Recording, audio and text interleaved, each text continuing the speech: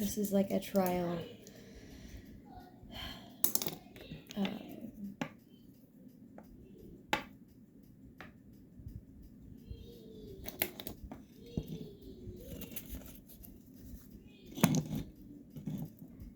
Gonna see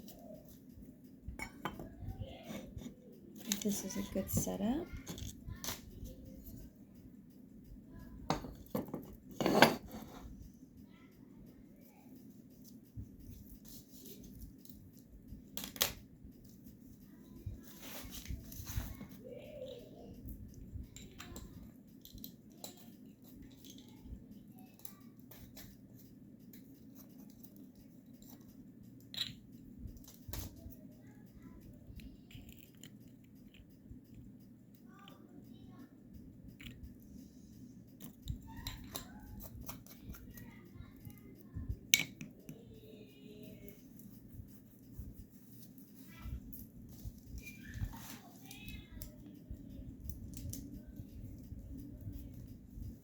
Okay. Whale.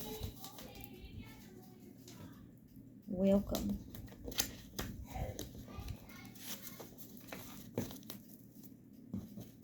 Welcome.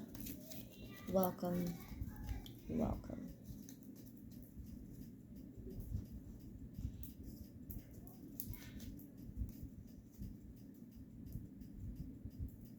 What a great way to start this. Beyond the mind and senses. Hello, welcome if you are new.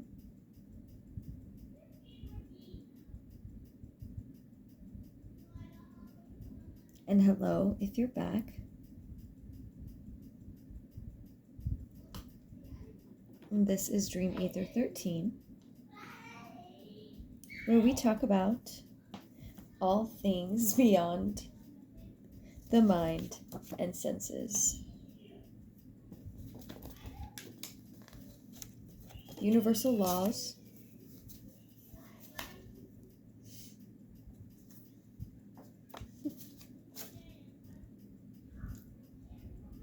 And our connection to the otherworldly, like I said.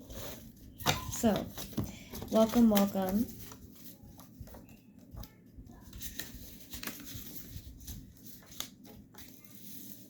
We're going to leave those cards out. All right, so what else would you like us to know today about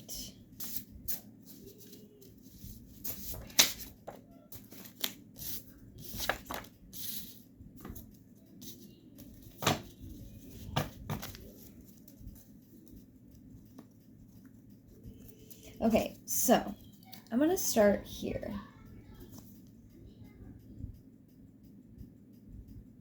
All right, perfect.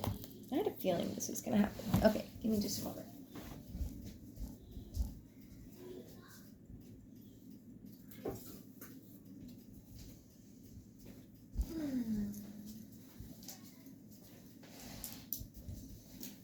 Okay, so I wanted to touch on the surrounded by angels thing.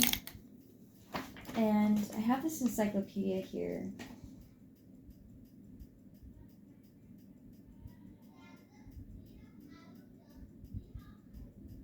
Okay, so I'm just going to go with exactly where I'm being guided to. And it's to the very beginning of this encyclopedia where it explains the angel is a mystery, one that we have attempted to explain for more than 2,000 years.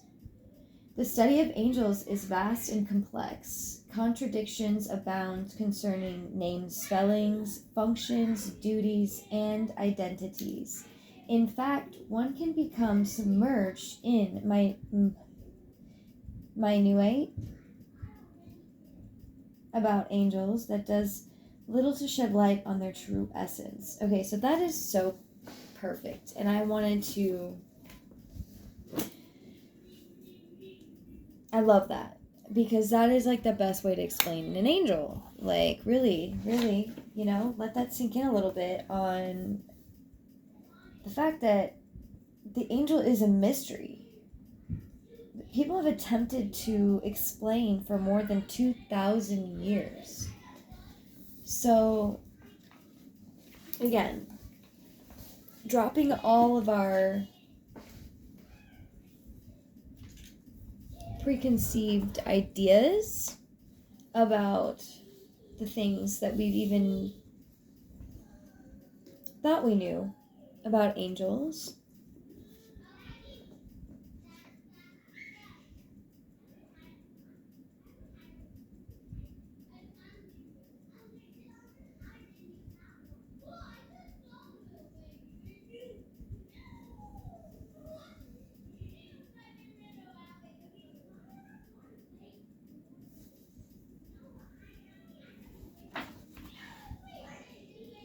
Okay, so I like this. It says, the world's mystical traditions teach oneness, that everything is part of everything else. Quantum physics tells us that there is no separation between object and observer, that we are inexorably,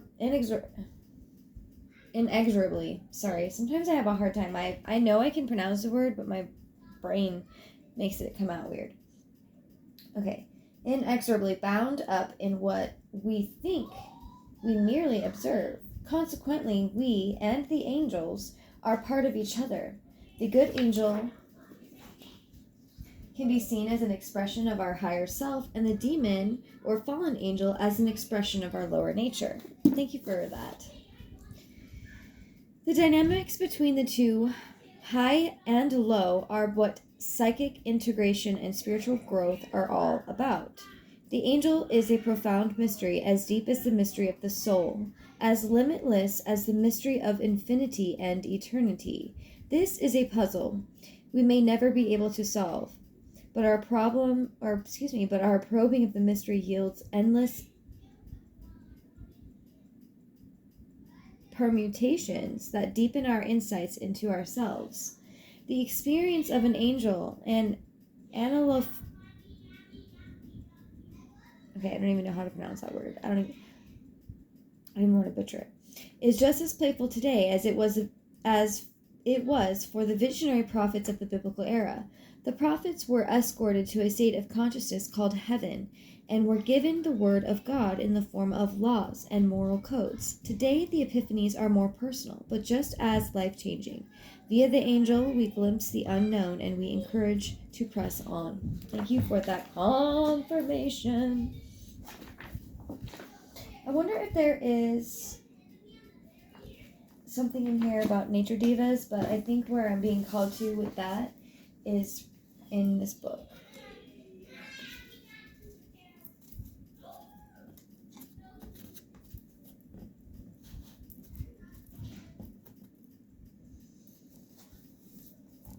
Okay. Something about nature devas.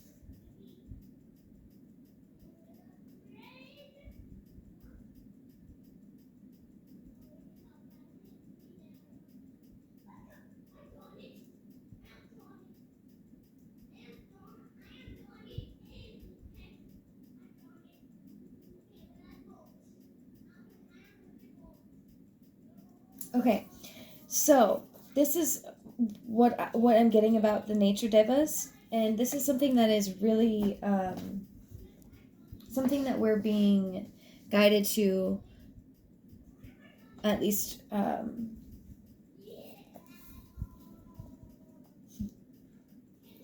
mean, I'll just read you what is literally is being said here on this page, because I couldn't say it better. Each month, there seems to be more articles in the media on traditional or alternative forms of therapy. Spas did not arise as the whim of some money-making individual. They were known in the 18th century to the local folk who used the waters to heal themselves and their livestock long before their rise to fame. Glastonbury was also made into a spa town, but the water from the mystical chalice well is very cold, and it is generally the magical rather than the healing properties which draw people to that special place at present. Whoa. Okay, so I got two things about it because of the Glastonbury thing. I don't know if any of you guys have seen about the new cities of something about the City of Lights. I need to do some more research, but I haven't really known where to start. And now I think that this is where I'm being called into right now. So I know I'm not the only one, because there is something happening with the City of Light in Glastonbury. And it has something to do with like inner earth and something else.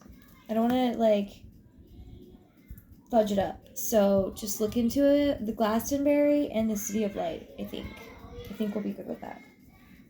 Okay, and there's something very significant about it as well.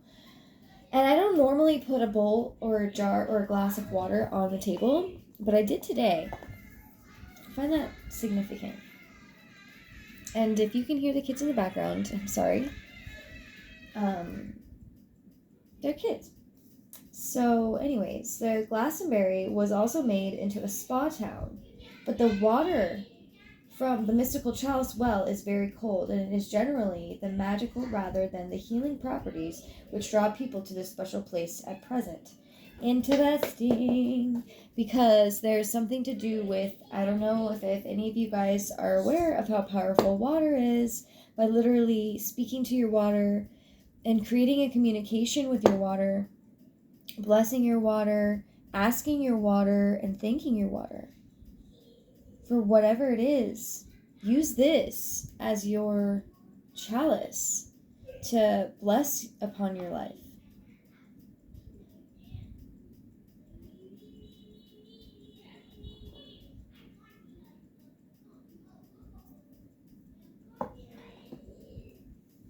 Thank you, Spirit. So, we're going to talk about, it looks like the art of scrying.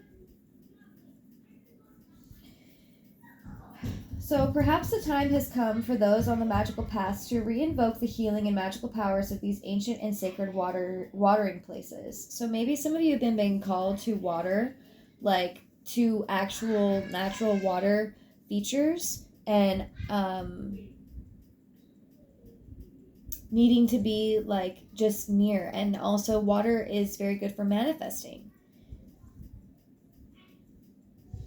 Water is not only the source of physical healing, but can be used to bring comfort and wisdom to the focused mind.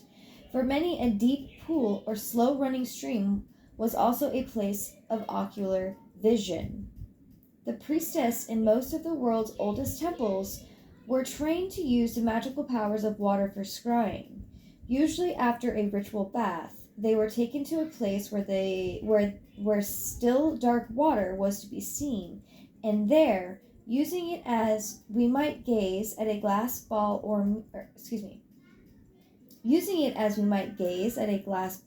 a mirror, they were able to descry things which were happening far away or long ago.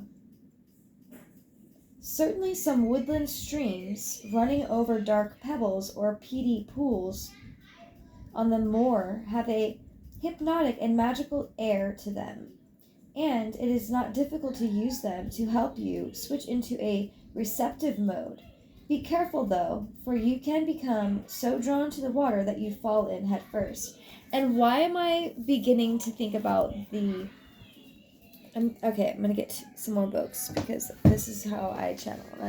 This is what I love, and this is I'm just following what I'm guided to right now, and it's fun. It's fun for me. So I'm being called to grab this book about the ancient Greeks. And what was the other thing that I was just being... Oh, yeah, that's right.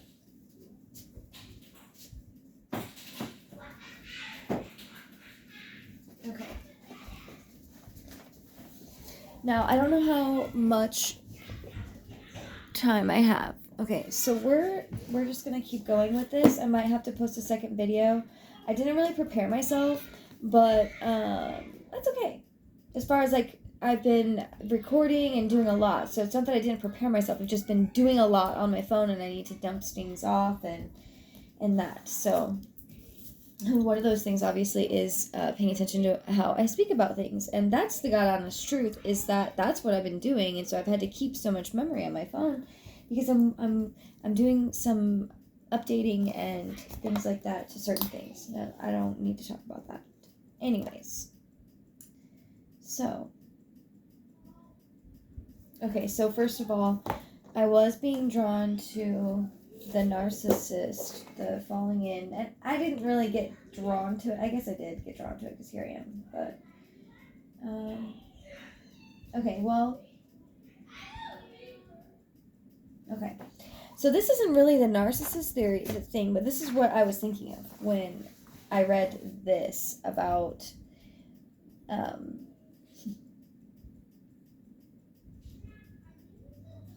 certainly some woodland streams running over dark pebbles, or a peaty, I'm not even sure if I'm saying that right, peaty pools on the moor have a hypnotic and magical air to them, and it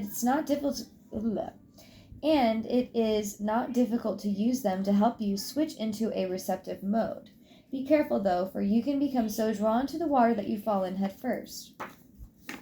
So I got, this is what I was drawn to, and it was the story of Echo. Echo was one of the nymphs with whom Pan fell in love. She was a gay nymph who chattered and prattled all day long and never kept quiet long enough for Pan to win her with music and poetry. One day, Hera came down from Olympus to look for Zeus. She suspected that he was playing with the nymphs, but Echo detained her so long with the idle chatter that Zeus, who really was there, was able to sneak away. I don't know if you can see this picture, but there's the image of it. I love this. This is fun. Okay. I hope you can hear me okay as well. Alright. Okay, so let's talk about this. So Echo was one of the nymphs with whom Pan fell in love. Alright, so we're talking about, like, Pan. Like Pan's Labyrinth is what I'm hearing. Because it's not Pandora, I don't believe.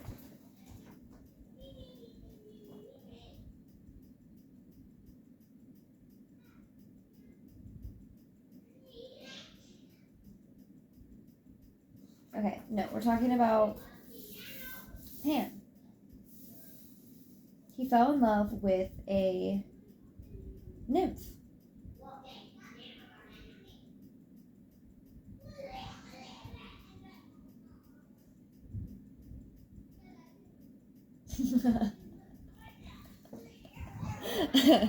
I don't know why this is so funny to me, but it just says, like, she was a gay nymph who chattered and prattled all day long and never kept quiet long enough for Pan to win Hermes with music and poetry, because I just feel like I can relate a lot to that, because, like, I don't want to sit back and just be, like, wooed, and that's totally what it's giving me right now in this energy, and I don't know.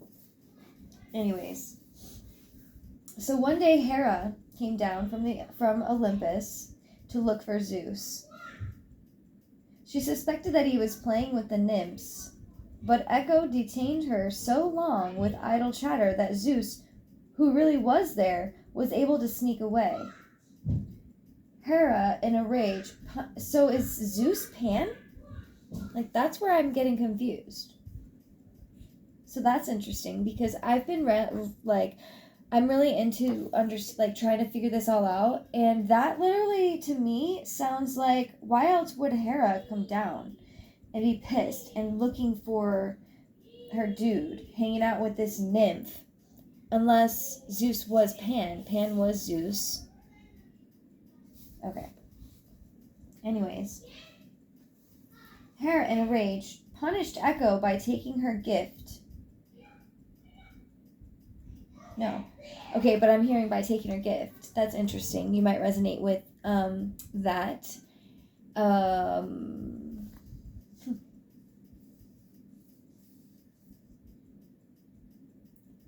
Hera, in a rage, punished Echo by taking from her the gift of forming her own words.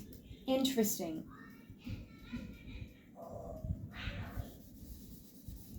From then on, poor Echo could only repeat the words of others. Okay.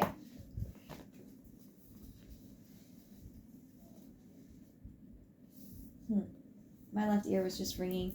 So, like, I don't know why this resonates so much for me, but it does. And I just want to let you know that this cannot happen. This is not something that can happen. I've been getting very, like, aerial vibes, you know what I mean? Like, yeah, like her stealing the voice, yeah. Anyways, oops. That's not gonna happen. Alright, so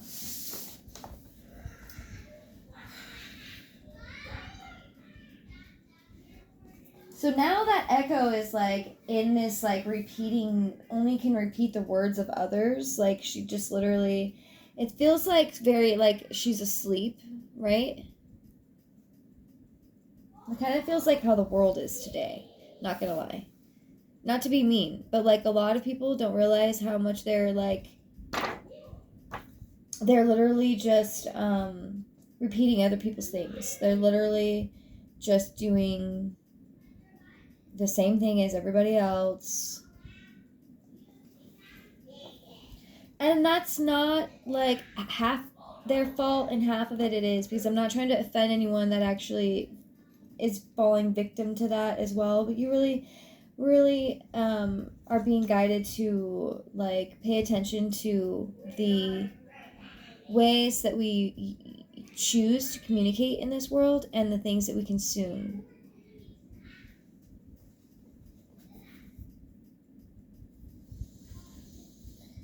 So, because it makes it easier for people to control you. I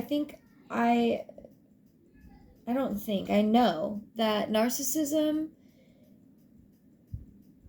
50% of America is narcissist.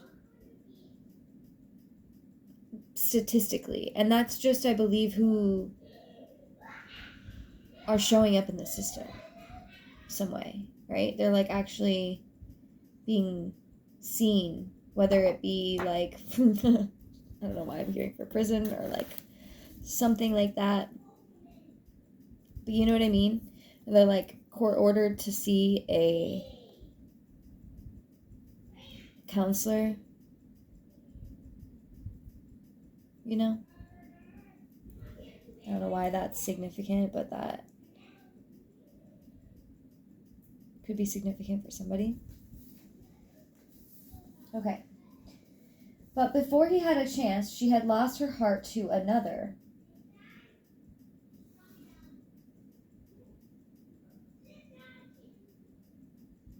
He was Narcissus, and he was so handsome that every girl and every nymph he met fell in love with him.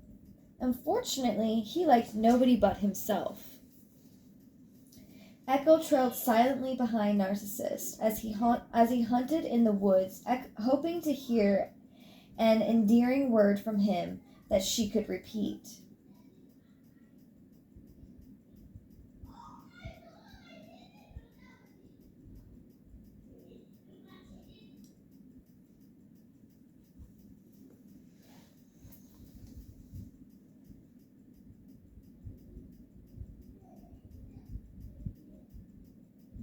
But he never so much as noticed her. At last, toward nightfall, they came to a quiet pool, and, as Narcissus was thirsty, he bent down to drink. Suddenly he stopped and stared, for in the mirroring surface of the water he saw the handsomest face he had ever seen. He smiled, and the handsome face smiled back at him. Joyfully he nodded, and so did the stranger in the water. So, like I said, be careful though, for you can become so drawn to the water that you fall in head first, okay? Something about this is significant. I love you, said Narcissus to the handsome face. I love you, repeated Echo eagerly.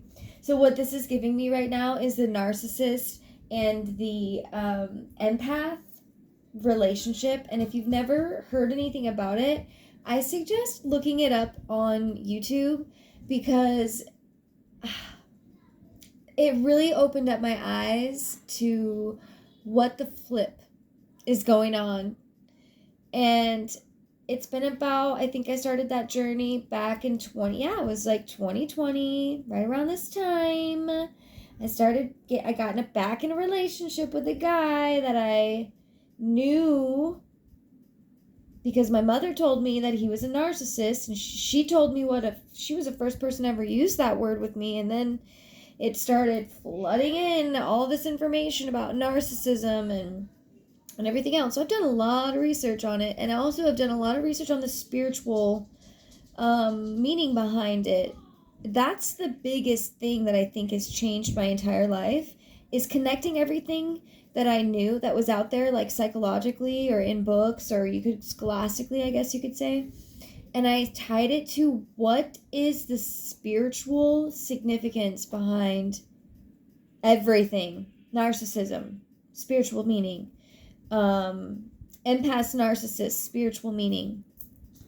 Being surrounded by angels, spiritual meaning. Nature, devas, spiritual meaning. You know what I mean?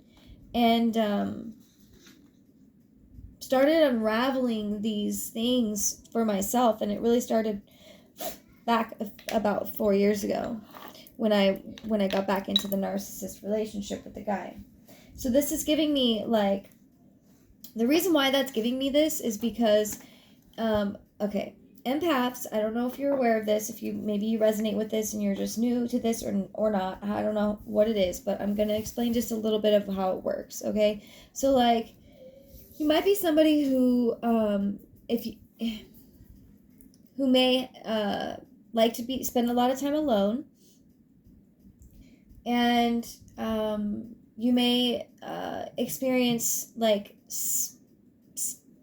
sensory sensitivities, I'll just say that, and you may find it hard to be around other people unless they're like your comfort people, or like you're around them at work or something like that. I don't know what it is, but like whatever it is for you, sometimes we don't really have the choice of who we're around and everything else, so it becomes very uncomfortable, especially when you don't know what the heck is going on.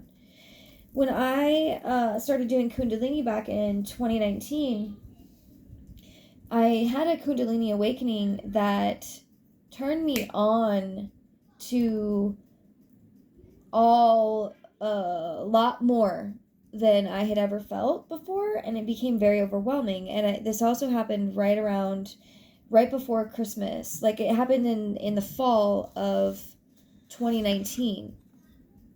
And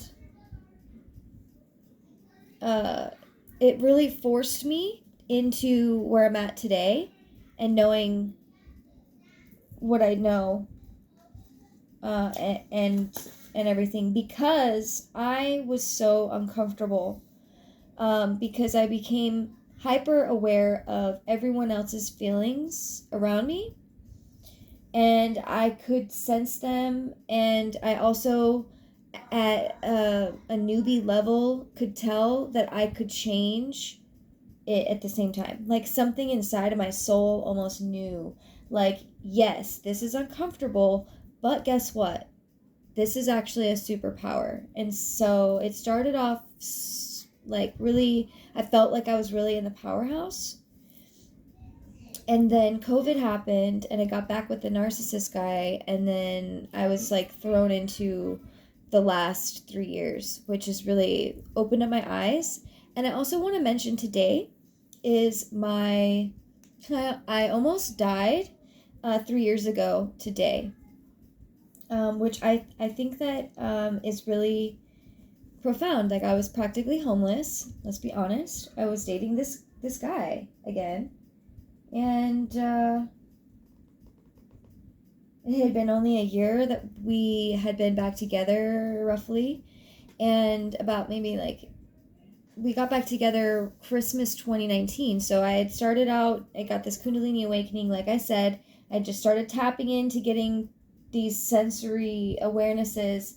Then I felt like I was being guided into this relationship again with this man, because I had really asked my spirit guides. I started tapping into my spirit guides a little bit here and there. I had been guided to even my spirit guides and remembering what I had manifested when I read the book The Secret. So it was just like all of these things were like flooding out, and so I felt like I was being guided back into the relationship with my ex. And so I followed that because I knew that somewhere deep down, if I didn't understand the relationship, at least maybe my spirit guides knew. They were like, oh, hell, skirt, because I was willing to wait another 7 years to like figure myself out and then see where the relationship might lead me again with this guy that I had dated, this narcissist. And I don't really like to even use that word because, like, this world has been so misled, and they definitely add to that misleading, but they were also in some cases in scientific study show that it's like either somebody becomes narcissistic because they were spoiled, loved a lot, weren't missing or needing of anything, and they were given everything they needed, or they were severely lacking that in very highly developed, like self-developmental levels within themselves, some of them even in childhood.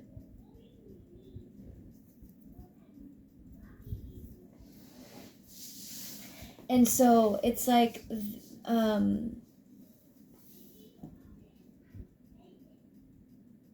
where I learned to take my power back in this situation is learning about narcissism, because it gave me the tools to recognize what I was dealing with. And I think they're like, one of the godfathers of psychology talks about how I think it's Carl Jung. If it's not Carl Jung, I heard it from Jordan Peterson, who was quoting somebody about knowing the levels of darkness in the world to better navigate, especially if you are somebody who's highly sensitive or considers yourself to be an empath.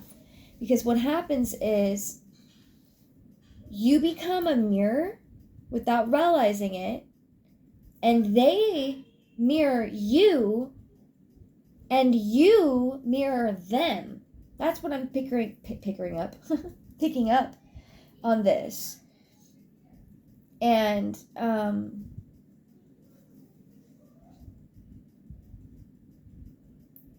like, on the outside, somebody can look like they are loved by the way that they look on the outside, you know? And I don't know, like, clearly Echo is confused because she's like in this trap because fucking God's ex-wife, basically, one of the God's ex-wives, or wife. I'm calling her ex-wife. That's funny. There might be something in that for you. But, you know what I mean? This is the kind of thing that's happening on the planet right now that we're being called to wake up to. The literal jealousy and envy, the rage that is punishing towards one another on the planet, abusing the power that, like, we've been given from the divine because of jealousy and hate. Anyways, moving on. So be careful. Don't fall in head first in relationships. This is kind of where this kind of went, but it started with the nature divas, nature devas as well. And I don't really have, I don't know if I have anything that would explain what a nature deva is. This book is starting to get there. Okay, so a nature deva could be like the spirit of something, right? So in this case, we're talking about the water spirits, and it says, indoors it is possible to use a glass bowl full of spring water for scrying. This is a lot easier for beginners than the use of a glass or crystal ball, especially if the carefully cleaned and polished bowl is placed on a black cloth before you start to scry. Dim the lights, light a stick of incense, and relax, and gaze steadily into the water. Ask the spirit of water to teach you, show you her magical vision, and allow time for your inner sight to be clear. Be patient. This is one of the most difficult sorts of basic magic, for it requires a poised state of mind. Okay.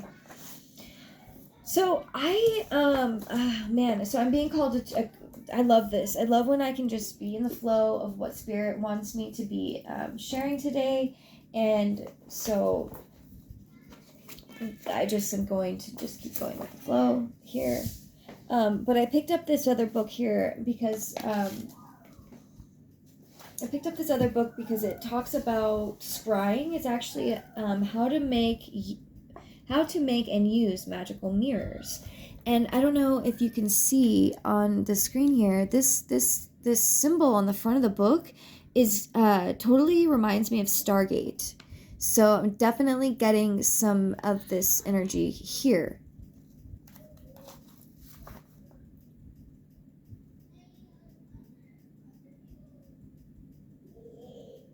So I'm definitely also getting something about 1212.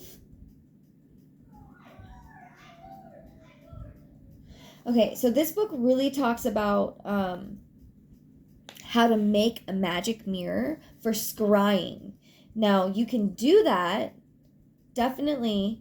The back of the book says, discover the lore of the magic mirror. Shrouded in mystery and shadowed by an unwarranted reputation for evil, the Black Mirror has served adepts over thousands of years for the purposes of divination, spirit communication, astral travel, and projection of the will. Here, for the first time, are complete instructions on how to make and use this potent occult tool in both the material and astral worlds. So many of us are being called into also not just connecting with nature spirits, but also astrally. And I'm being called to something else right now. Let me see.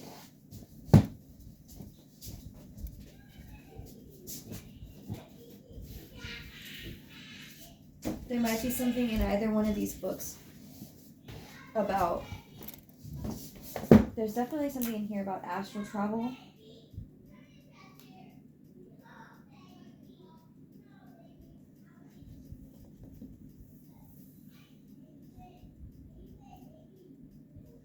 Okay, so I'm being called to share this as well because it has a lot to do with kind of what these types of things that we're being called into require.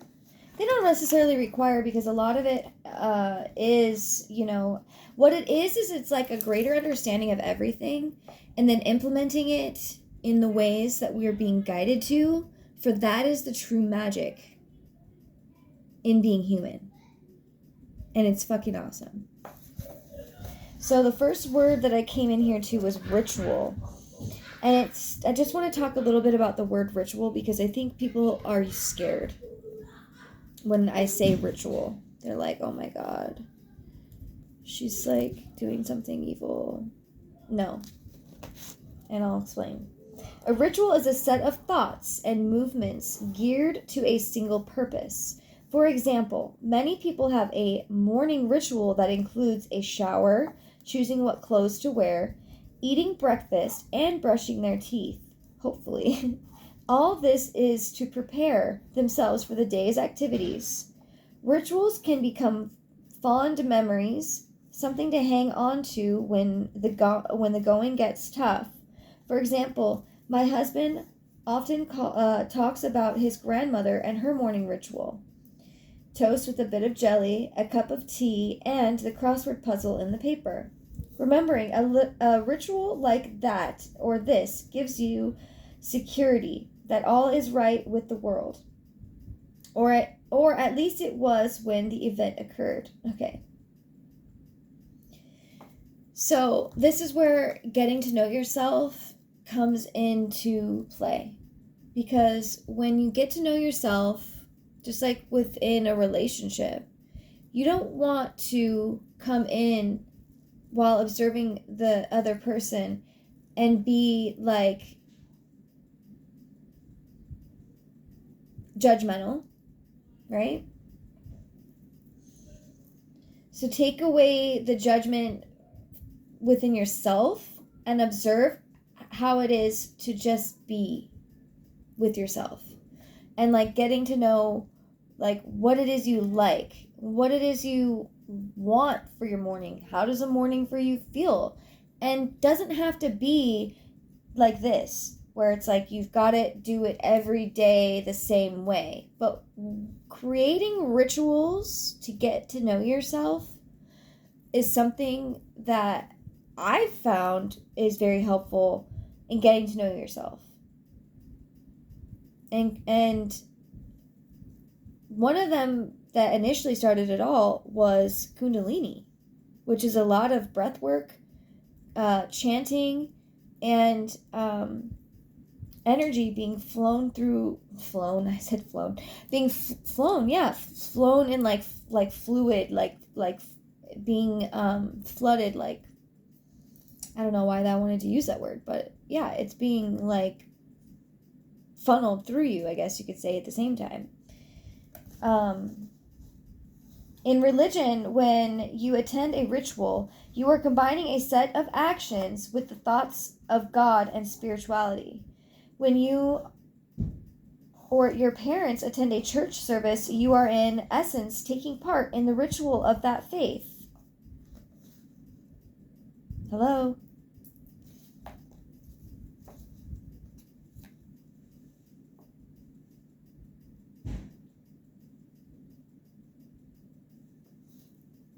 Okay. And I'm also being called to, like I said, we were being called, there's something about the water here and spiritual baths. So I'm going to read that. When studying various magical traditions, past and present, we find a common denominator in the ritual, or cleansing bath, often performed by practitioners before spellcasting or ceremony. The bath or shower, if for some reason a bath isn't possible, is a process of cleansing body, mind, and spirit before walking into sacred space. Some of the things are the supplies that can be used, and personally, I do sacred baths. I call them sacred baths or ritual baths. I don't really do many rituals, but the bath itself is considered a self-care ritual for me. I think, like I said, in order to do things in the light with the best and the most highest intentions at will, you want to just focus on yourself first. Focus on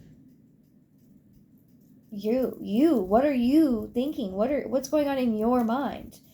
Because you're not going to be of service to anybody else until you can get to that point. So I'm, and this is actually what started my spiritual business, really. I just started making stuff so that I could perform better using candles, incense, crystals, herbs, salts, fossils, the sun, the moon, all of it. Sound.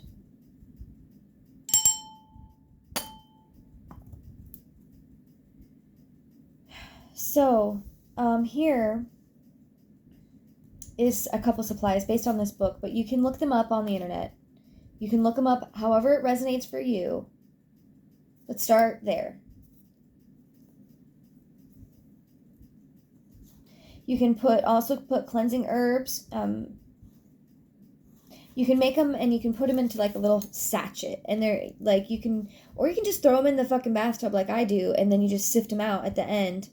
And then I even like dry out the contents of the bath, and I'll use them for incense, or I will, just use them for other things that I craft with. I make paper and all kinds of stuff. So I don't but some people, if they were used for a ritual, in some cases, if it was used in like some way you were getting rid of negative energy or something like that, some people will even put them outside, like let them be released into the wind, or they will bury them. It's like whatever you feel called to.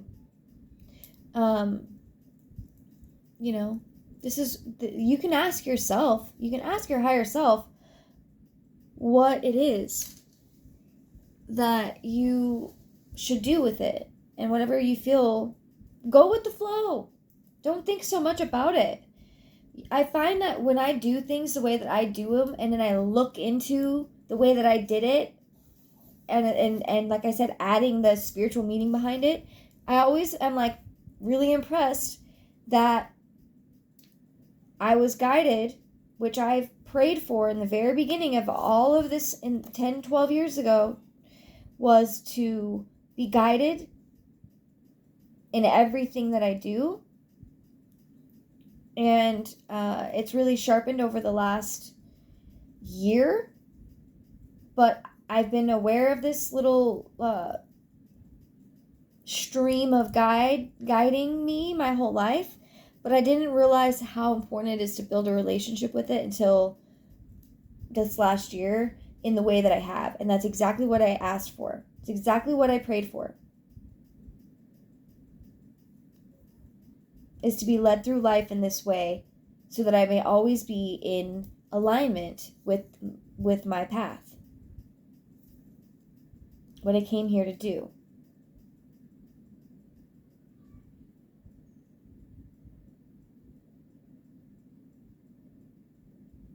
So. And other people say things help, you can use candles. I definitely, I don't always use a candle when I take these baths. When I'm super stressed out, I will definitely use a candle, because the light in the bathroom, lighting in general, for me, it can be very sensitive. It can make... I'm very sensitive to it. Now, it makes me do things. I'm very sensitive, so the lighting... I just sometimes I'll just turn off all the lights, and I'll light a candle. I seem to go through a lot of candles that way, and luckily I know how to make them, so it makes it easy. But I use them a lot, to the point where I'm literally, that's probably for like the last week, I've been being called, you need to make a candle, you need to make candles, you need to buy a candle. Maybe even hearing that yourself. I can't necessarily go out and buy a candle right now, but I can make one. I have all of the tools here. Maybe you can become aware that the tools that you need in your life, and you're being asked to, or you've been being nudged to use, is for a reason. And to, I've had friends make candles from the candles that they already have. You can make a wick with practically anything. Look it up on Pinterest. I mean, shoot, like, imagine if we were in the end times, which we are. But, like, imagine, needing to make a candle to, like, see at night, that burns. There's ways you can do it. You can do it very easily. I mean, I've been guided to learn myself, but, I'm not here to talk about how to make candles right now, but it's very simple. You can even type in, like natural ways. You can do natural wicks. You can use wood. You can use fibers from things. I've magically come across literal ass beeswax combs, like these bee combs with the beeswax in it, and you could melt that down. Yeah, it might not look pretty and things. You can learn how to render it if that's where you're at with it, and you have a lot of beeswax or you have bee farm, which would be super cool. Oh, that reminds me of this super cool bee that I saw earlier today. And I was tripping on it because at first, like, I knew I heard a bee.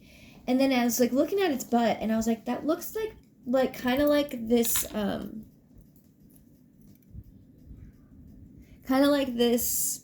I don't know if you can see it. It's like this iridescent, like, but it's got this, like, blue ray in it. And so I went to look closer because I was just, like, meditating and connecting with nature anyway. That's what it's doing. And I, like, went over to it, and I looked down, and I was like, oh my God, that's a bee. And then I was like, no way. That's got to be something else. And so I looked it up, and it's actually a rare, ultra rare is what I found it under. It was like to the bees, it's an ultra rare sighting, and to us, it's definitely whoa. Like, and also, it was like native to, like, China and South Asia, I think, is where I read that it was, like, connected to. And I'm in Arizona. I don't know if that has anything to do with I don't know. It was just weird, and I just thought that was cool. And so when I shared it on my Instagram, if you don't follow me yet on Instagram, go ahead and find me on Instagram. I will be posting a lot more of my day on there versus here. And anyways, so I recorded about it, and I was trying to record it, and every time I was trying to record it, it would disappear. And I thought that was significant. And then also, when I recorded, I actually said blue ray instead of ultra rare. I said ultra blue ray. And so I thought that was significant because I've also been channeling a lot of stuff about, like, starseeds and lightworkers, and, like, the blue ray is like a starseed, or there's crystal child, or there's indigo children, or there's a rainbow light, the rainbow warriors, or there's all these different names, right? And so that was one that I got this morning about this bumblebee. Anyways, so being asked to pay attention to the nature divas, the spirits in the nature, and also the angels. They're always around you, and you have to ask for their help in order for them. They may be surrounding you. They're waiting for you. That's what I'm hearing. They're waiting for you to ask for their help, their assistance, like the angels. Like Blue's also giving me Archangel Michael, which is one of my angels that I always call on. His name is so, like, clearly as I couldn't even say this message without saying the word archangel. It's like the first one that comes out. And also there are many more angels and archangels. You're surrounded, but you have to ask for their assistance, because we have something on earth called free will, and the only way that they can interfere here is if we ask them.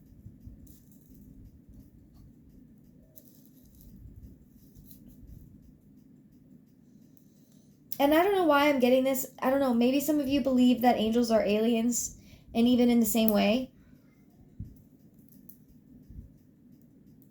Angels are like the benevolent alien, maybe. I don't know. You can think of them like that. Personally, I haven't defined it yet because I don't find that there's a need to. And I also want to let you know that it's actually totally normal and expected to feel discomfort during your spiritual journey. So, like, it's been a pretty fucking... I did not know that I was signing up for this when I... I mean, I didn't know all the back work stuff. Like, I pictured myself sitting here years down the road, which it's been now, which is cool. It's a cool feeling when you finally get to that point where you're like, whoa, everything I asked for is coming true. Everything that I've manifested for myself and for this planet is coming true. And it's all from the universal laws, the secret, the law of attraction. I can't even make this up, you guys. My body just feels like I just do things. Like I didn't... Okay, the law of attraction. But just so you know, there is more than just... I want to make sure I'm still recording. There's more than one law of attract. Like there's more than one universal law. The law of attraction is the one that we usually get stuck on. And because I just had the book here, which I've been studying universal laws recently, I had it right here. And, okay, so the law of oneness is the first universal law. And it is the most foundational law of the universe. It highlights the interconnectedness of all things.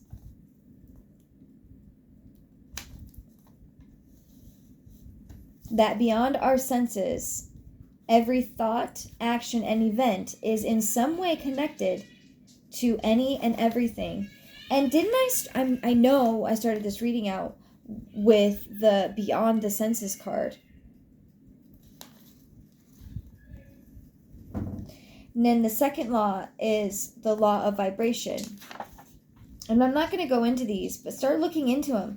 The law of correspondence. The fourth law is the law of attraction. The fifth law is the law of inspired action. The sixth law is law of perpetual transmutation of energy. The seventh law is the law of cause and effect. The eighth law is the law of compensation. The ninth law is the law of relativity. The 10th law, so we're talking about the law of polarity right here. And it is everything in life has an opposite, good and evil, love and fear, warmth and cold. The key is understanding these are all two sides of the same coin. So really being asked to come into union with the polarity. And yeah, because the law of attraction, like attracts like. So when you become whole within your within you have masculine and feminine. Divine masculine, divine feminine, solar feminine, or solar masculine, lunar feminine, yin yang, whatever you call it. Like picture the ankh and the cross, you know, like that's an energy, like, and then outside of that, like a toroidal, like, and then picture that like spinning. Like this is what kind of energy I'm talking about right now.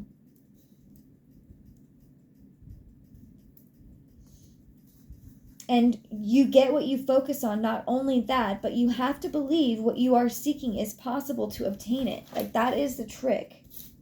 And, you know, it can take, you know, it took me, let's see, whenever that book came out, The Secret, it's taken me that long since that book came out to get to where I'm at today, to learn the art of manifestation to the point where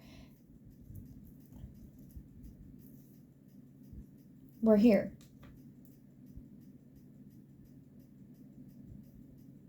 So I feel like that's a good place to end this channeling today, this reading. this update, whatever it is, this session. I really appreciate every single one of you that watches these videos. I want to stress and not really stress, but I want to get clear to anybody that is new to this kind of thing. If you are seeing this, know that that these readings are timeless. And if you are finding this right now, you were meant to find it for a reason right now. Trust your instincts, trust your intuition, and trust your gut. And if you can't trust those things yet, then stay around for a little while, because I'm sure you will learn lessons on how to get to know yourself better. And this is one of the ways that you can start. By the end of your journey, you will be able to sit here and share with others what it is to know thyself and how to tap into your discernment, your God-given rights, your birthright, the laws of the universe. So stay tuned. Go ahead and leave me a message in the comments if you would like to share what or how this message affected you. I would love to hear that. If not, I will see you next time. Have a beautiful, blessed, and abundant day. Namaste.